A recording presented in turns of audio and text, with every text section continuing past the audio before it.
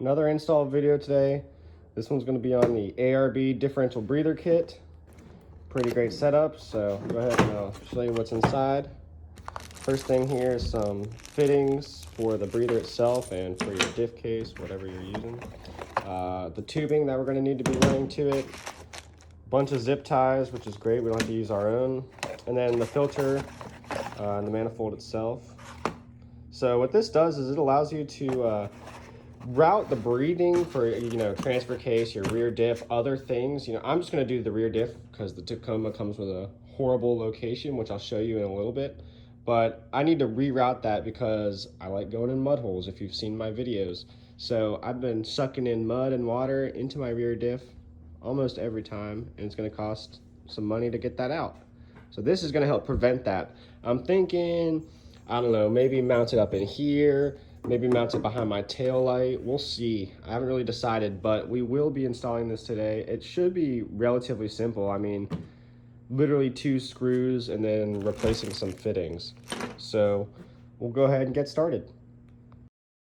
So as you can see now, we're up underneath my truck bed, and here's my rear diff.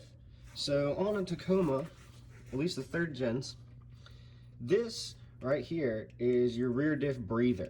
So this is pretty much, as you can see, is free spinning. Luckily mine is still free spinning. Yours might be stuck, and if it's stuck, you got a problem. But this is where it breathes. You can imagine that when I hit those big mud holes, when I go across those river crossings, this little valve is obviously going underwater, going under mud. And what this is supposed to do is suck in fresh air, help cool these things, help run better, whatever. But it's definitely not supposed to suck up any liquid, any mud. Anything that gets sucked up in here is gonna end up inside of this. Gonna start leaking, gonna start causing a lot of issues, gonna cost a lot of money down the line. You can either do this ARB kit like me, or you can just do a little DIY. There's some fun DIY stuff. I was just wanted to do this kit, so why not? But you can tell it's muddy, which means it's been getting stuff in there, so it's a good idea to fix it. Start this off. We need a 14 millimeter. You need the open end because you're not going to be able to circle it around, so open-ended 14 millimeter, and go slowly. This, keep it. You want to keep it just in case you need to replace it later, but take this off, and that'll be the first step. So I'll go ahead and do that and show you guys what's next. All right, so we're back top side. Just to show you what that looks like, it is this little piece that is helping our rear diff breathe. I don't know why Toyota did this. They tried to build these off-road vehicles, Tacomas, and then this is obviously going to go underwater. Let's get a view right here. There it is, right there. That's not even half my tire. That's obviously going to go underwater. So, they're great engineers, obviously, because they're building amazing vehicles, but what is that? That's laziness, I think. That's just them being lazy as hell. Anyways, we'll be replacing this one, which we just unscrewed with the 14, with one of the new fittings that ARB provides. So they call these the push-in fittings because the hose pushes in to this piece. So regardless, this is the one you're going to want to use, and you'll be having to use a 13 millimeter to put this in. So in the exact same hole, just tighten it down with a 13. I'll go ahead and do that, show you guys what it looks like when it's done, but that's what I'm doing. Just replacing it in the same exact hole with the 13. There's the ARB fitting screwed in using the 13 millimeter.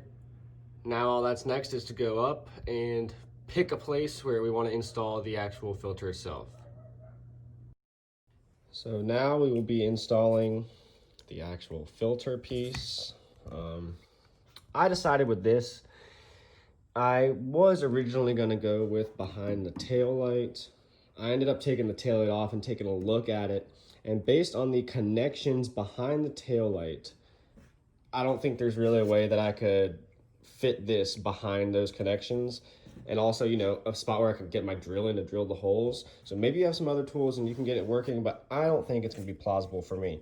So my plan is to put it here. What I'm going to do first is I'm going to go up under the truck.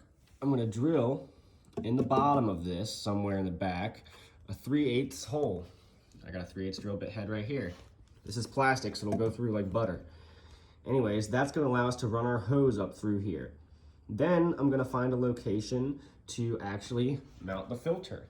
So the filter has 2 screws, as you can see, that go back there. They look a lot like this. Since it's plastic, these will just drill right into it and stick. You won't have to do any pre-holes or whatever. So then that is gonna have to fit there. And remember, take into consideration the size of this circle. So don't screw this really close to the top because the circle needs to fit up underneath. So make sure that there's space for that circle to get in there. So, you know, probably as high as you can to the top, but I think that's what's gonna end up looking like with the hose going towards the bottom. So I'll go ahead and start screwing some holes and show you guys what that looks like. So I've drilled my hole there, and I've drilled one of my starter holes for my filter. That one down there, as you can see, is for the tubing. So I've took the, I'll show you, top part of this filter off, just to make sure that's easier to screw. I mean, well, it's impossible to screw with that on. Regardless, what you want to do is plan ahead for what hole you're going to be using, because once we get this up under there, it's going to be annoying to screw these stopper pieces in. So the way that I have mine oriented, I'm gonna want to use the bottom left one, which means I'm gonna wanna put the stoppers on the top and the bottom right. And then I'm also gonna wanna screw this one in before. I mean, let's just go ahead and put all these in, all 4 holes before we screw it in. Then we don't have to deal with trying to tighten anything down in that tiny little space. All we'll have to do is put this back on and plug up our tubing. So that's what I'll go ahead and do. These look like they use hex socket. I don't know. Maybe if you guys have a hex wrench or something like that, it might work. But yeah, you can probably just do it by hand. I'm gonna do it by hand. So show you what that looks like once I get all in. All right. So as you can see, got it set up the way I wanted it, bottom left. I did actually use a hex key. This was the size 3. So that is what you'll need to tighten these little stoppers into place. And now all I have to do is screw this in, and then I'll be able to put the filter piece back on, and then I will run the hosing and it should be done. So I'll show you guys what this looks like once it's all screwed up inside of the storage box. All right, so now you can see that I've got the housing screwed in. Lining up with where my tube is gonna go. I'm not gonna go ahead and not gonna put this on yet. I'm gonna actually run the tubing. So what we need to do now is go back under the truck to the rear diff, and we'll run the tubing all the way over here, up into here, plug it in, then I'll screw it on and we'll be done. So we'll go back under the truck and I'll show you guys where I'm gonna start putting this tubing. So what I've done is I fed it through the bottom, and I went ahead and put it into the filter housing, that mount piece, so that I already know I have enough on that side. Now what I'm gonna do from here is I'm gonna run all this extra tubing up over the frame, and it's gonna follow all of these wires. So, you know, you can follow stock wires. Wherever you see these or brake lines, that's usually a safe spot to put any electrical components or hoses like this. So that's what I'm gonna follow. I'm gonna follow these all the way back. Then I'm gonna come across with this one, follow it down to the rear diff. Once I get there, I will have to cut because there's gonna be excess. But remember, when we go off-roading, our truck is doing a lot of this, right, and moving. So we need to leave some slack so that when our truck does do this, the hose doesn't rip out, you know. There's still some slack for it to move and fix. So make sure that when you get here, you don't cut all of it off and make it a perfect fit. Leave some slack, leave some slack. See how this has some slack? Leave some slack like that, and you should be good to go. I'll go ahead and do that and show you what it looks like. As you can see, I've gone ahead and screwed the little filter piece back on. We'll go up underneath the truck to show you guys what it looks like. Zip tied there, ran it along the frame rail there, all the way up to this piece. And you can see my hose has got some slack, because remember, we always need some slack for off-roading. We can always remove slack later. You can never put more on, so leave it big and then you can always make it shorter. Don't learn that the hard way. And then there it is, plugged into the little piece that they gave us. And give it a good yank, you know, make sure it's not gonna come out. But there's the finished product. She's all ready. Now my rear diff is breathing from my storage compartment.